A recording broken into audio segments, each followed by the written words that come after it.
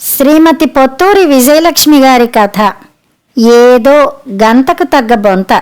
శుభలేఖలు ఇస్తూ మా అబ్బాయి పెళ్ళి అని చెప్పేసరికి రాజా మొహంలో దాగని ఆశ్చర్యం. అది నేను ఊహించిందే. మా అబ్బాయికి పెళ్లి కావడం అసంభవం అని భావించిన వాళ్లలో రాజా ఒకడు. మొహాన నవ్వు పులుముకుని చాలా సంతోషం అన్నాడు. వివరాలు అడిగాడు. చెప్పాను. నేను వచ్చేస్తుంటే గంతకు తగ్గ బొంత అని అతను అనడం నాకు వినిపించింది. నాకు సంతోషం కలిగింది. మరికొంతమందికి శుభలేఖలు ఇచ్చి స్కూటర్ మీద ఇంటికి చేరా. భారతి ఎదురొచ్చింది. మా కొలీగ్స్కి శుభలేఖలు ఇచ్చేసా. రేపటి నుంచి ఇద్దరం కలిసి చుట్టాలని పిలుద్దాం అంది మొహం ఇంత చేసుకుని. నాకంటే 1000 రెట్లు సంతోషపడుతోంది భారతి. స్నానం చేసి మెట్లెక్కి పైకి వెళ్ళి నా పడక్కుర్చీలో కూర్చున్నా. నా ఇంటి డాబా నా పాలిట బృందావనం. తాతల నాటి పడక్కుర్చీ నాకు స్వర్గం. దశమచంద్రుడు వెన్నెల చిమ్ముతున్నాడు. కోసాక మిగిలిన సన్నజాజులు పరిమళాల్ని వెదజల్లుతున్నాయి. పెళ్లి కోసం ఇల్లంతా పెయింటింగ్ చేయించామేమో, మెరిసిపోతోంది. కింద సందడిగా ఉంది. ఈ రోజు కోసం ఎన్నాళ్లుగానో ఎదురు చూస్తున్నాను. ఒక దశలో నేను నా కొడుక్కి పెళ్లి చేయగలనా అని భయపడ్డాను. మాది పేద కుటుంబం. తాతయ్య గారికి చిన్న ఉద్యోగం, పెద్ద సంసారం. వచ్చే పోయేవాళ్లు తిని తినక రోజులు గడపడం నాకు బాగా గుర్తే. నా 10వ ఏట తాతయ్య హఠాత్తుగా చనిపోయారు. ఆ ఉద్యోగం మా నాన్నగారికిచ్చారు. గవర్నమెంట్ ఉద్యోగం అన్న మాటే గాని జీతం తక్కువే. తండ్రి పోయిన ఏడాదిలోగా పెళ్లి చేస్తే మంచిదని మా చిన్న మేనత్త పెళ్లికి బంధువుల్ని సాయం అడిగి క్లుప్తంగా ఆ శుభకార్యం గట్టెక్కించారు. ఆ తర్వాత కూడా నాన్న అమ్మ అతి కష్టం మీద బండి లాగుతూ బాధ్యతలు తీర్చుకున్నారు. మేం 3 పిల్లలం. 2 అక్కలు, నేను. పెద్దక్కయ్యకి పుట్టుకతోనే కాలు కొంచెం అవడు, కుంటుతూ నడుస్తుంది. దానికి పెళ్లి కాలేదు. 3 చదువుకున్నాం. 3కి ఉద్యోగాలు వచ్చాయి. చిన్నవే అయినా అదృష్టం బావుండి 3కి గవర్నమెంట్ ఉద్యోగాలే. చిన్నక్కయ్యకి పెళ్లి చేసి పంపించాం. నాన్నగారు పోయారు. నేనే ఇంటికి పెద్దని అయ్యాను. నాకు సంబంధం కుదిరింది. చిన్నక్కయ్య వైపు బంధువులే. భారతి నా జీవితంలోకి అడుగుపెట్టింది. తాను గవర్నమెంట్ ఉద్యోగం చేస్తున్నా ఏమాత్రం భేషజం లేకుండా మాతో కలిసిపోయింది. ముఖ్యంగా అమ్మకు తల్లో నాలుకలా ఉండేసరికి సుఖంగా రోజులు గడిపేశాను. మాకు 2 మగపిల్లలు. 2 బుద్ధిగా చదువుకున్నారు. పెద్దవాడు శ్రీకర్ MBA, చిన్నవాడు శ్రీవత్స బీటెక్ ఆఖరి ఏడు. శ్రీకర్కి క్యాంపస్ సెలక్షన్లోనే మంచి ఉద్యోగం వచ్చింది. పూనాలో ఉంటున్నాడు. త్వరలో 24 నిండుతాయి. ఇంకా ఎందుకు ఆలస్యం? వాడికి పెళ్లి చేసేయండి. ఆ ముచ్చట కళ్ళారా చూసుకుంటాను అని సరదా పడింది అమ్మ. ఆవిడ మాటకేం గాని నాకు అట్లాగే ఉంది. మరీ 30 దాటాక ఏం పెళ్ళి? చిన్న వయసులోనే పెళ్లి చేస్తే భార్యాభర్తలిద్దరికీ స్నేహం ఏర్పడుతుంది అనిపించింది. మేము అనుకోగానే సరిపోయిందా? వాడికంటే వయసు తక్కువ పిల్ల దొరకాలి కదా అనుకుంటే వేరే వెతుక్కోవడం ఎందుకు? మా బాబాన్నయ్య కూతురు పూజ ఉందిగా, మన చిన్నవాడి తోటిది. అది బీటెక్ ఆఖరేడాదిలోనే ఉంది అంది భారతి.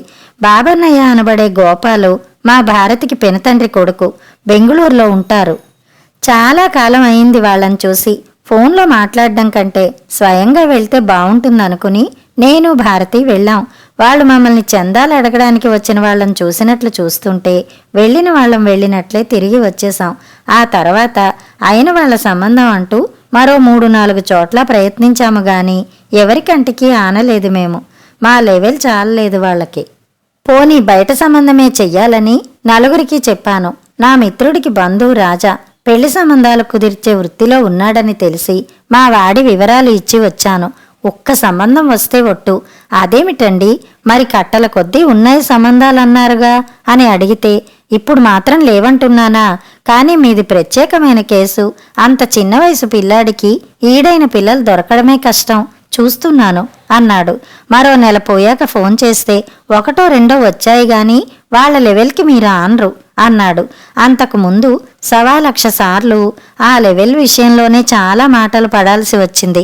అప్పుడు దులిపేసుకున్న పిల్లవాడి పెళ్లికి అది ఒక సమస్య అవుతుందని మాత్రం ఊహించలేదు. నిజం చెప్పాలంటే ఆ లెవెల్ మెయింటైన్ చేయడం నా చేత కాలేదు. చిన్నతనంలో డబ్బు ఇబ్బందులు చూసి ఉన్నాము కాబట్టి సాదాసీదా జీవితానికి అలవాటు పడిపోయాం. ఆర్థికంగా ఇబ్బందులు లేవు. చిన్న ఉద్యోగంలో చేరిన ప్రమోషన్లు వచ్చి వృద్ధిలోకి వచ్చాం. నాకింకా 8 ఏళ్ల సర్వీస్ ఉంది. భారత్కి మరి 12 ఏళ్ల సర్వీస్ ఉంది. ఇప్పుడు మా ఇద్దరికీ కలిపి 1,00,000కు పైగానే వస్తుంది. అమ్మకు ఫ్యామిలీ పెన్షన్, ఇటీవలే రిటైర్ అయిన పెద్దక్కయ్యకు పెన్షను కలిపి 50,000 వస్తాయి. స్వంత ఇల్లు ఉంది. నాన్నగారు ఆయన హయాంలో అక్కడెక్కడో ఊరి బయట 300 గజాల స్థలం కొని పునాదులు వేయించారు. నేను లోన్ తీసుకుని ఇల్లు కట్టాను. అప్పటి ఫ్యాషన్ ప్రకారం రైలు పెట్టేలాగా 3 గదులు, 2 పోర్షన్లు. ఓ భాగం అద్దెకి ఇచ్చేవాళ్ళం. ఆ తర్వాత దాన్ని రీమోడల్ చేశాం. ముందు మధ్యగోడ తీసేసి విశాలమైన హాలు, వెనక 2 గదులు. ఆ తర్వాత వంటిల్లు, డైనింగ్ రూము విశాలంగా ఉంటుంది. ఆ తర్వాత పే కమిషన్ సమయంలో వచ్చిన ఎరియర్స్ పెట్టి పైన ఇప్పటి ఫ్యాషన్కి అనుగుణంగా 2 గదులు వేయించాను. ఊరు పెరిగి మా ఇంటి దాకా వచ్చేయడంతో మంచి సెంటర్ కూడా అయ్యింది. ప్రతి నెల ఖర్చులు పోను బాగానే మిగులుతుంది. అప్పట్లో అమరాయి కాదు అని అమ్మ కాసిన నగలు కూడా కొంది. అవన్నీ లాకర్లో భద్రంగా ఉన్నాయి. అన్నీ ఉన్నా ఆ లెవెల్ మాత్రం అలవడలేదు. భారత్ ఏనాడు సరదాకి 10,000 పెట్టి చీరలు కొనదు. నన్ను చావగొట్టి చెవులు మూసినా 3,000 పెట్టి బ్రాండెడ్ కంపెనీ షర్టు కొనలేను. ఆ డబ్బుతో 6 షర్ట్లు కుట్టించుకుంటాను. మేమిద్దరం 4 అడుగులు వేసి బస్సు ఎక్కితే ఆఫీస్కి దగ్గరలో దిగిపోతాం. మిగిలిన పనులకు స్కూటర్ ఉంది.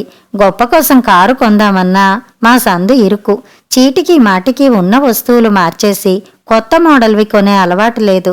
వారాంతంలో బయటికి వెళ్ళి మంచి హోటల్ ఏసీ రూమ్లో కూర్చుని టిఫిన్ తిని అందరికీ కలిపి 1,000 రూపాయల లోపే చెల్లిస్తాను తప్పించి 5 స్టార్ హోటల్కి వెళ్ళి తలకి 5,000 పెట్టమంటే పెట్టను.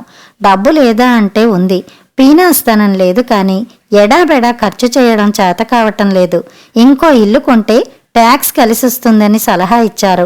నిక్షేపం లాంటి ఇల్లు ఉండగా అప్పు చేసి ఇంకో ఇల్లు కొని దాన్ని అద్దెకిచ్చి ఎందుకు ఆ తలనొప్పి అనిపించింది.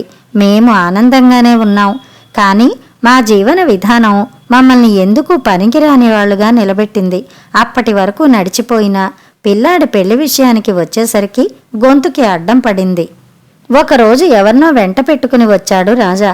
మా ఇంట్లోకి రాగానే ఆ పెద్ద మనిషి మొహం పెంకులా మాడిపోయింది. ముళ్ల మీద కూర్చున్నట్టు కాసేపు కూర్చుని వెళ్ళిపోయాడు. ఆ తర్వాత ఫోన్ చేసి రాజా హితబోధ చేస్తుంటే నాకు ఒళ్ళు మండిపోయింది. ఎదురుగా ఉంటే 4 తగిలించేవాడినే. మా ఇల్లు, ఆ అవతారం చూసినవాడెవడు మా ఇంట్లో పిల్లనివ్వడట. ఇంట్లో అడుగు పెట్టగానే హాల్లో ఓ మూల పాత డిజైన్ అయినా దిట్టంగా ఉన్న టేక్ సోఫా, మరో చివర మంచం. ఆ మంచం మా ఇల్లు కట్టిన నాటి నుండి అక్కడే ఉంది. నాన్నగారి మంచం అది. అమ్మ పడుకుంటుంది దాని మీద. అక్కడే టీవీ చూస్తూ ఉంటుంది పెద్దక్కయ్య. రిటైర్ అయ్యాక అది అక్కడే ఓ కుర్చీ వేసుకుని కూర్చుంటుంది. సగం రోజులు అక్కడే సోఫా మీద పడుకుంటుంది. మాకు ఎంతో సదుపాయంగా ఉన్నా ఆ ఏర్పాటు బయటి వాళ్ళకి ఎబ్బెట్టుగా ఉందిట. ముందు గది అంటే డ్రాయింగ్ రూమ్ట. అందులో సోఫా, అలంకరణ వస్తువులు తప్పించి ఇంకేమీ ఉండకూడదట. ఇంట్లోని మనుషులు ఇష్టానుసారం వాడుకోకూడదట. అలాంటిది ఇంట్లో అడుగు పెట్టగానే మంచం, మా అమ్మ, అదంతా చిరాగ్గా అనిపించిందట వాళ్ళకి. దానికి తోడు ఎదురుగా కర్ర సాయంతో నడిచే మా అక్కయ్య. బుద్ధి బుర్ర ఉన్నవాడెవడు పిల్లనివ్వడుట. నా కొడుక్కి పెళ్లి కావాలంటే ఇది కాదుట విధానం. ఆ చిరాకులో అందరి ఎదురుగానే అతను అన్న మాటలు చెప్పేశాను. అక్కయ్య మొహం వాడిపోయింది. అమ్మ పాపం చాలా నొచ్చుకుంది. మీ అందరూ ఆఫీసులకు వెళ్తారు, గభాలను తలుపు తీయడానికి వీలుగా ఉంటుందని ఇక్కడ పడుకుంటున్నాను. వాళ్ళు చెప్పింది నిజమే. చూస్తున్నాంగా అందరిళ్ళు మైసభల్లా ఉంటున్నాయి. అటువంటిది ఇంట్లో అడుగు పెట్టగానే మంచం, ముసలావిడ కనిపించేసరికి పాపం పిల్లనిచ్చేవాళ్లు బెదిరిపోయారు. చిట్టి, ఇవాళే నా మంచం గదిలో పెట్టించు, ఇక్కడ పాత సోఫా మార్పించి కొత్తది కొను అంటూ మొదలెట్టింది. రోజులు అలా ఉన్నాయి. అత్తా మామ ఉంటేనే వద్దు బాబాయ్ అనుకుంటున్న ఈ రోజుల్లో మేమిద్దరం కూడాను. చిట్టి, ఇన్నాళ్ళు నాకు ఉద్యోగం కాబట్టి కలిసి ఉన్నాం. ఇప్పుడు అమ్మ నేను దగ్గరలోనే వేరే ఇల్లు తీసుకుని ఉంటాం అంది పెద్దక్కయ్య. నాకు ఒళ్ళు మండిపోయింది. చాలా, అంత మాత్రాన నా లెవెల్ పెరుగుతుందా? ఇల్లు సందులో ఉంది, అదీ కాక పాత మోడల్. ఇది అమ్మేసి ఎక్కడో ఫ్లాట్ కొనాలి, కారు కొనాలి. ఇంకా మన్ను మసానం చాలా ఉన్నాయి. వాళ్ళకి నచ్చలేదని ఇవాళ మిమ్మల్ని పంపించి పెళ్లి చేస్తే రేపు మా ఇద్దరిని వృద్ధాశ్రమానికి పొండి అనరని ఏమిటి గ్యారంటీ? అప్పుడు ఏ గంగలో దూకుతాం? ఏమీ వద్దు. మనల్ని చూసి నచ్చిన వాళ్ళు పిల్లనిస్తారు. వాడికి పెళ్లి కాకపోతే సన్యాసం పుచ్చుకుంటాడు. అంతేకాని ఎవరికోసమో పరుగులు పెట్టడం నా వల్ల కాదు అని చెప్పేశాను. చాలే, ఏమిటి అపభ్రంశం మాటలు? వాడికి తగిన జోడీని సృష్టించే ఉంటాడా దేవుడు. తెరచాటున ఉంచి ఆ సమయం రాగానే ఎదురుగా నిలబెడతాడు అని మందలించింది అమ్మ. అనుభవంతో ఆవిడ చెప్పినట్టే జరిగింది. సంబంధం కుదిరింది. చాలా విచిత్రంగా 7-8 ఏళ్ల కిందట అమ్మ నన్ను పిలిచి తన మనసులోని మాట చెప్పింది. ఇంతకాలం వీలు పడలేదు. ఆ మహానుభావుడి పుణ్యమా అని ఆయన పోయినా పింఛన్ వస్తోంది. ఇక కాస్త వెనకేసుకుంటాన్రా చిట్టి అంది. నాకు పైసా వద్దు, నీ డబ్బు నీ ఇష్టం అమ్మా అన్నాను. అది మొదలు తనకు తోచిన రీతిలో దానాలు ధర్మాలు చెయ్యటం ఆరంభించింది. అందులో భాగంగానే పూర్ణయ్య గారు అని మాకు బీరకాయ పీచు చుట్టం వచ్చి సహాయం అడిగితే చేసింది. ఆయన కొడుకు హఠాత్తుగా పోయాడు. కోడలికి ఉద్యోగం లేదు. మనవడు మనవరాలు చదువుకుంటున్నారు. ఎవరి ద్వారానో అమ్మ గురించి తెలిసి వచ్చి అర్థించారు. అమ్మ నెలకి ఇంత అని 2 ఏళ్లు సాయం చేసింది. వాళ్ళు గట్టెక్కారు. ఆయన కోడలు ఇంటి దగ్గరే పచ్చడ్లు గట్రా పెట్టి అమ్మి తర్వాత కర్రీ పాయింట్ నడుపుతోంది. పిల్లలిద్దరూ చదువు ముగించి ఉద్యోగాల్లో చేరారు. పరిస్థితి చక్కబడగానే వచ్చి అమ్మకు నమస్కారం చేసి మేము గట్టెక్కామమ్మా, ఇక మాకు వద్దు, మరెవరైనా అవసరంలో ఉన్నవారిని ఆదుకోండి అని చెప్పి వెళ్లారట. ఆ తర్వాత కూడా పండగలకి భార్యని కోడల్ని వెంట పెట్టుకుని అమ్మ దగ్గరికి వచ్చి చూసి వెళ్తూ ఉండేవారు పూర్ణయ్య గారు. ఒక రోజున ఏదో పని మీద ఇటు వచ్చి మా ఇంటికొచ్చారు. వస్తూ మనవరాల్ని వెంట పెట్టుకొచ్చారు. ఎప్పుడూ లేనిది ఆ వేళ అమ్మ ఫోన్ చేసి త్వరగా రండి నువ్వు కోడలును, ఓ ముఖ్యమైన విషయం మాట్లాడాలి అని తొందర పెట్టింది. వచ్చేశాం. పూర్ణయ్య మనవరాలు, పేరు శ్రావణి. చక్కగా ఉంది పిల్ల. చిదిమి దీపం పెట్టుకోవచ్చు. ఎంత చలాకీగా ఉందో. గోత్రం నక్షత్రం అన్నీ బాగున్నాయి. ఇక ఆలస్యం చెయ్యకు అంటూ ఊదర పెట్టేసింది. ఆవిడ చెప్తుంటే అప్పటికప్పుడు వెళ్ళి పిల్లని చూడాలనిపించింది. మన్నాడు ఫోన్ చేసి వెళ్ళాం. అమ్మ చెప్పిన దాంట్లో ఆవగింజంతైనా అతిశయోక్తి లేదు. తెల్లగా నాజూగ్గా పెద్ద కళ్ళు ఉన్న పిల్ల కావాలని వాడు చెప్పినట్లు ఉంది. విషయం చెప్పగానే వాళ్ళు నిర్ఘాంతపోయారు. మా అదృష్టం, మా అమ్మాయి పూర్వజన్మలో చేసుకున్న పుణ్యం అంటూ ఉంటే అప్పటిదాకా ఆడపిల్లవాళ్ళు మీ అబ్బాయికి స్వంత ఇల్లుందా, కారుందా, అమెరికా వెళ్ళడా, మీరంతా కలిసే ఉంటారా ఫ్యూచర్లో అంటూ వేసిన పిచ్చి ప్రశ్నలతో విసిగిపోయి ఉన్నానేమో. ప్రాణం లేచి వచ్చింది. ఇక అన్నీ చకచకా జరిగిపోయాయి. శ్రీకర్ వచ్చాడు. ఇద్దరూ పరస్పరం ఇష్టపడ్డారు.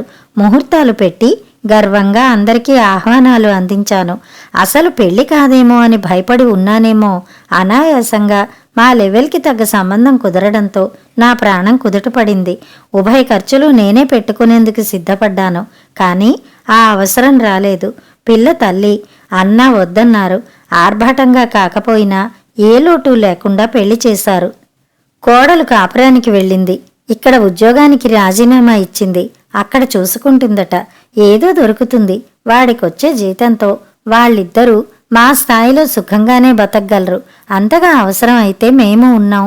పెళ్లికి ముందు రోజుకి 10 సార్లు నాన్నా బస్ ఎక్కారా, నాన్నా ఆఫీసుకి చేరారా అని ఫోన్లు చేసే నా సుపుత్రుడు శ్రావణి వెళ్ళాక 3 రోజులకోసారి పలకరించి చాలా బిజీగా ఉన్నాను, కుదరడం లేదు నాన్నగారు అంటూ ఉంటే గుండె నిండా ఊపిరి పీల్చుకున్నాను.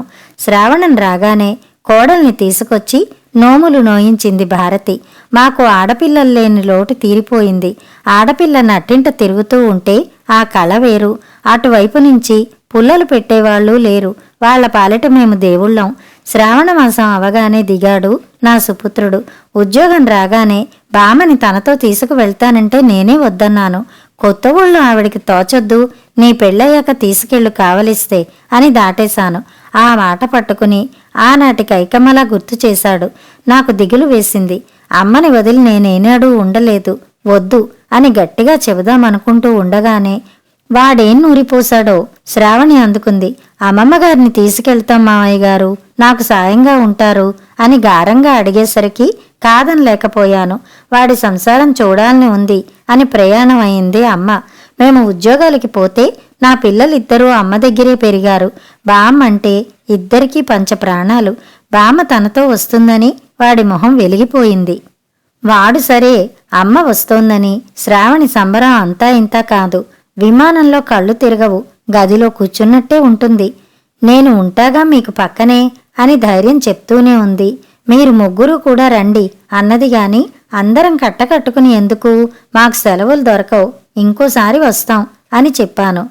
ప్రయాణం రోజున అందరం ఎయిర్పోర్టుకి వెళ్ళాం. ఆడపిల్లలు పెళ్లి చేసుకువచ్చిన మన్నాటి నుండి మొగుడి ఇంట్లో వాళ్ల పొడగిట్టక మొహం మొటమొటలాడించుకుంటూ తిరుగుతున్న ఈ రోజుల్లో మొగుడి బామ్మను అపురూపంగా తన ఇంటికి తీసుకువెళ్తున్న కోడలు దొరకడం సామాన్యమా?